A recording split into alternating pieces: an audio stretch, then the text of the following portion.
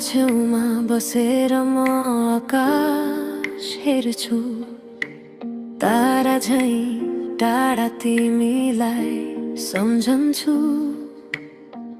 हावाले ल्याउँछ तिम्रो यादहरू, तर साथमा ल्याउँदैन तिम्रो आवाजहरू।